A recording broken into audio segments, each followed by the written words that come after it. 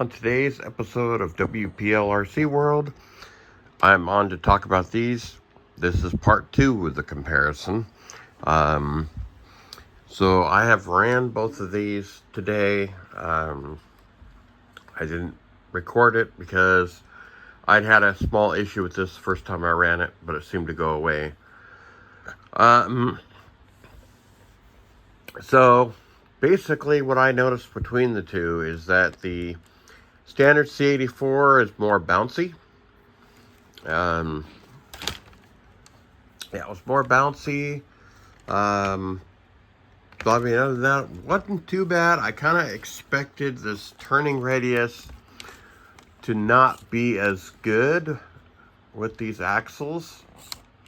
But it surprised me that it turned better than what I thought it would at full lock. And really, the C84-1 was only slightly better on the radius. But one thing that's an advantage, I think, on this is the fact of the new axles have the CV style as opposed to the dog bone and drive cup on this one.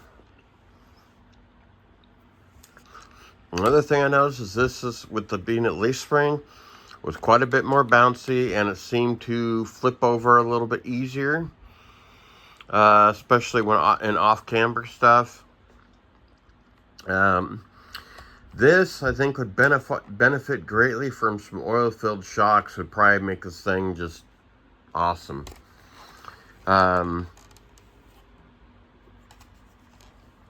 But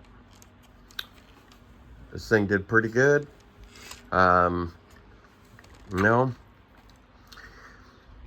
Really, I honestly, out of the two, I really like this one more. I'm going to do some running videos for you guys when I get a chance. Being that I like they did a better battery latch. They actually put a latch on the battery instead of magnets. That's an added plus. The lights, yeah, they're kind of cool. I wish they would not put the turn signals on there, though, because it would be a lot cooler without the turn signals, because every time you turn, the turn signal comes on. Okay.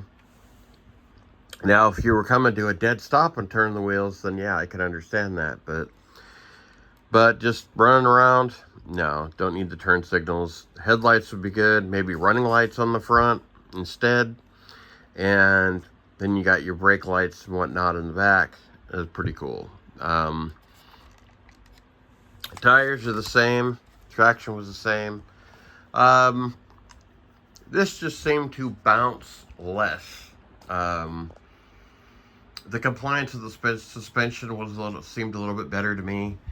I said this one seemed to bounce a little more. Now, there were instances where the bouncing kind of helped out a little bit on the terrain, but not that often, not on a slow crawl. But honestly, if I had to pick one or the other, I would definitely pick C84-1, just because of the better latch on the battery and the lights and a few other things that make it a little bit better. Though this one wouldn't be a bad choice either. It just needs some tweaks. Now, one thing about both, if you run them with the top on, they're top heavy.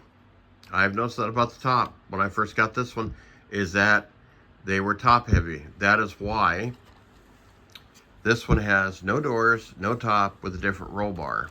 To make it less top heavy. This, I cut down the doors to a half door, and I'm not running the top, which definitely helps with flipping over. Both have the same radio, so no real difference there. But really, I think the main difference driving wise is the suspension.